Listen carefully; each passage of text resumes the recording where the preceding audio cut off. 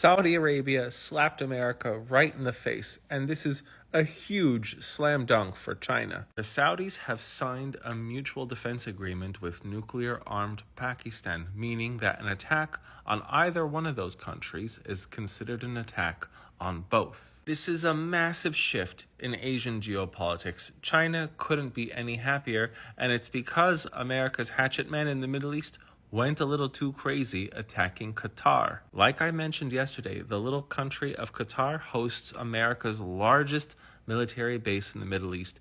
It was supposed to be an untouchable zone, yet it was attacked by one of America's crucial allies in a failed mission to take out key H group leadership. It didn't work, and they ended up taking out 5 low-ranking people and a Qatari official. And for Saudi Arabia, this was the straw that broke the camel's back for relying on U.S. protection. This is a huge deal because Saudi Arabia may be the most influential oil country on the planet. They have one of the highest reserves at 267 billion barrels.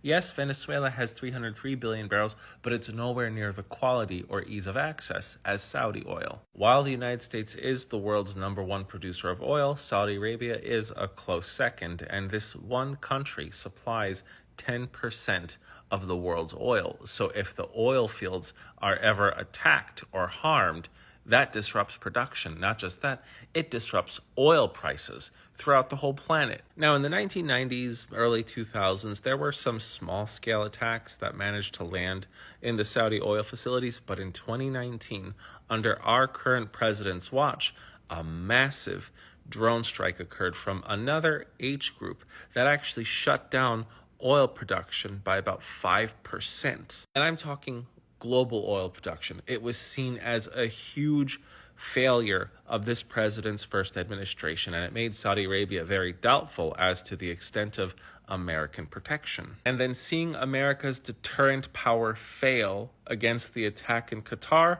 was too much for the Saudis to handle, and they decided to shop for more protection from more reliable sources. There came Pakistan. But remember, Pakistan is completely in China's pocket. They have record high debt to that country, totaling about $30 billion. The country keeps failing to make payments on that debt, and China just rolls over the debt in new debt to Pakistan. China has also heavily invested in Pakistan's defense capabilities, overall infrastructure, because they see Pakistan as a huge buffer to India's growing power. And now Saudi Arabia is on Pakistan's side. Let me correct that. Pakistan and Saudi Arabia have been allies for several decades, but it's never intensified to the point of a mutual defense agreement. So now, if Pakistan and India go to a full-scale war, that means Saudi Arabia will also be declaring war on India. It also means that India will definitely not be able to rely on Saudi Arabia for that oil. It also means that China can influence Pakistan to poke and prod India, which I bet you they will absolutely do. And India is very limited into how they can retaliate. And for all we know, since Pakistan is a huge importer of Chinese arms and weapons, I would not be surprised if there was some contingency in this mutual defense agreement requiring, or at least enticing, Saudi Arabia to start purchasing Chinese weaponry as well. Right now, Saudi Arabia is purchasing a little bit of Chinese defense weaponry, but I would not be surprised if we start to see that grow to a grand scale. So now, not only has China secured a great deal of diplomatic leverage through this, they're also getting a lot of military leverage. So this huge strategic blunder on September 9th has harmed the West, but profited the East, or at least China, immensely. Now, it doesn't mean that Saudi Arabia is diplomatically or economically done with the United States. They are still heavily cooperative with that. This chart is the conversion rate for Saudi Arabia's currency, the rial, versus the US dollar.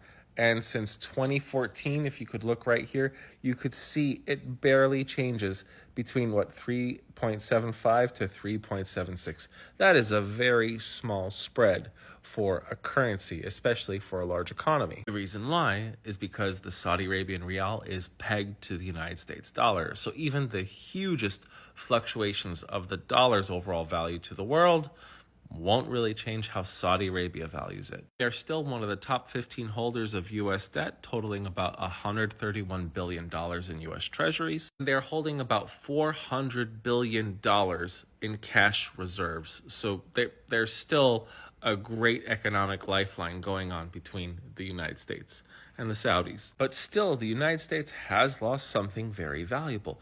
We've lost the trust of our allies in the Middle East, and we've lost a bit of our deterrence power. I am the Geo Hussar, and the United States government brought this huge failure on itself. Thanks for watching.